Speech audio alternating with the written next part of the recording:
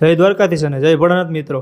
આજ તો મામાના ઘરે રોકાણા હતા, એટલે મામાના ઘરે વાડીએ પાછા આવી ગયા હતા દર્શન કરવા માટે મેલડીમાં ઠાકર ભગવાનના.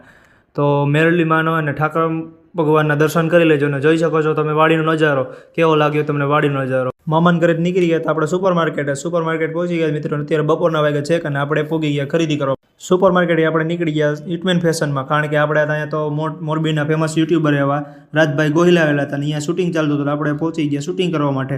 આપણે પણ થોડીક એમને હેલ્પ કરી. જો મિત્રો શું કીધું રાજભાઈ ગોહિલે આપણે એમના વિશે.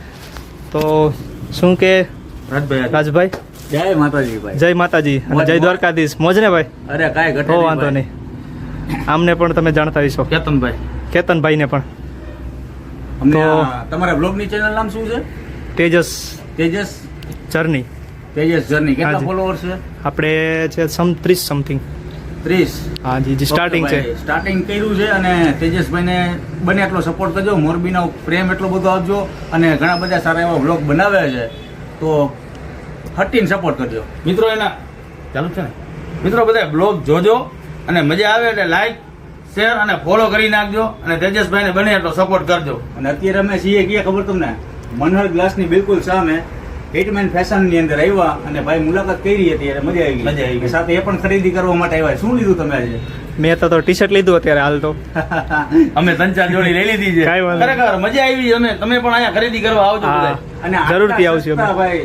આખું મોરબી ફરી લેવાની. અત્યાર સુધીમાં આવું કલેક્શન તમને બીજે ક્યાંય જોવા નહીં મળે. તો થેન્ક યુ રાજભાઈ. જય માતાજી, જય શ્રી કૃષ્ણ, જય શ્રી કૃષ્ણ, જય દ્વારકાધીશ. તો મિત્રો તમે પણ સપોર્ટ કામને કરતા રહેજો અને અમને પણ સપોર્ટ કરજો. તો જય દ્વારકાધીશ મિત્રો. પાછા હિટમેન ફેશનમાંથી આપણે પહોંચી ગયા હતા ધક્કાવાળા મેરડીમાના મંદિરે. તો જોઈ શકો છો ધક્કાવાળા મેરડીમાનું મંદિર. આજે તો રવિવાર છે, તો જય ધક્કાવાળી મેરડીમાં બધાય લખી નાખજો. સાંજના 7 વાગે વરી પાછા આપણે ચડી ગયા છત પર વ્લોગિંગ શૂટ કરવા માટે. તો તમને આજનો વ્લોગ કેવો લાગ્યો મિત્રો એ કોમેન્ટમાં જરૂરથી જણાવજો. અત્યારે હાલ આપણે વ્લોગ થોડાક નહોતા મૂકતા, કે એનું થોડુંક કારણ હતું, પર્સનલ રીઝનના કારણે આપણે નહોતા મૂકતા. પણ હવે આપણે ફરીથી કન્ટિન્યુ વ્લોગ કરીશું. આપણે હવે એવો વિચાર છે કે દર રવિવારે લોંગ વિડીયોઝ મૂકશી અને એ બાકીના વારે આપણે શોર્ટ વ્લોગ્સ મૂકશી. તો તમને આ વિડીયો કેવો લાગ્યો એ કમેન્ટમાં જરૂરથી જણાવજો મિત્રો. તો ત્યાં સુધી જય દ્વારકાધીશ અને જય ભોળાનાથ મિત્રો.